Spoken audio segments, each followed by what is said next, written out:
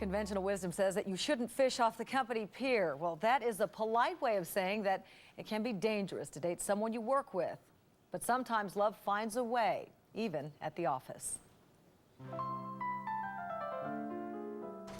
Caroline works up in development, and so I would often make special trips up there just hoping that she might be in the hallway so I could see her. We would meet each other for coffee, we would run into each other in the elevator, we would pass each other on the stairs. So there were lots of opportunities for fleeting but scintillating contact. Ryan Jarbo met his future wife, Caroline, at work. Well, what's going on? Well, at first I was kind of leery about dating somebody that I worked with, but I just had this kind of really big infatuation with her, so I really didn't care after a while.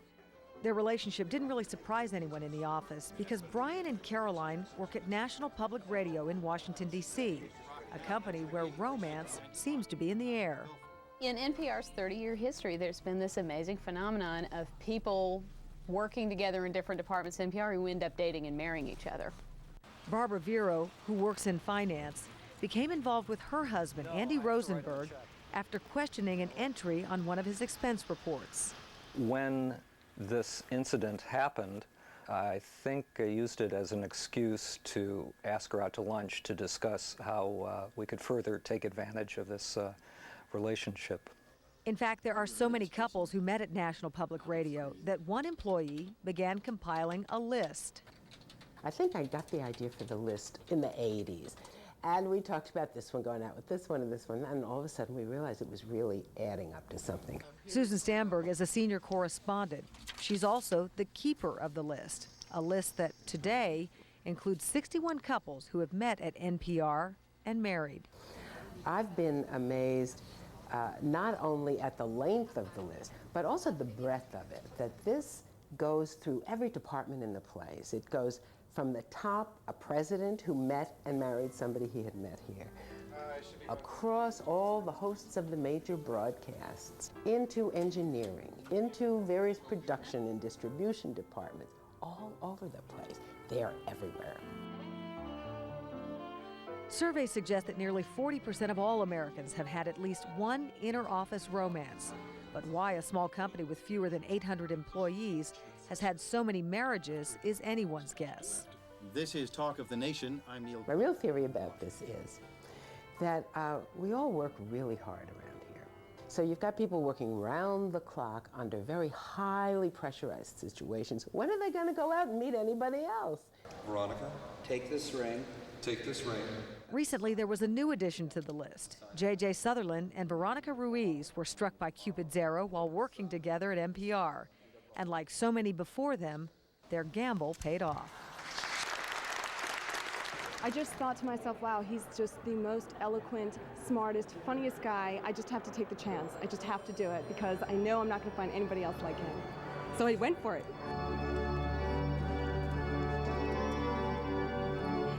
Dr. Joy Brown is a clinical psychologist and a relationship expert, and she's here to talk about the do's and don'ts of inter-office dating. Joy, good morning. Good morning. Harry met his wife at work. I met my husband at work. Office relationships, good or bad? Okay, well, we need to kind of get a context here. First of all, everybody's going to be applying to NPR, all the single people in the world. 30 years ago, a lot of companies had non-fraternization policies, that you couldn't date somebody at work, and if you started hooking up with somebody, either of you could get fired, and if you married, they put you in different departments. Flash forward 30 years. We have more women working. We now know that a woman is about to has broken really the glass ceiling in Congress. So if it can happen there, it can happen anywhere. So you have a lot more women in the workforce. You have them at many different levels. Before, maybe 30 years ago, basically you married your boss and you hoped he was single when you set your eyes for him. So it was much more disruptive. So I think we need to have certain guidelines, but understand that the landscape has really changed in the last 30 years. If you listen carefully to that piece, and I would ask you and Harry probably the same thing, my guess is that you met people that you worked with, but nobody who could hire you or fire you. Okay? Could you? No comment. Okay, write this one down right. for the memoirs. Because look, work is about being competent, right?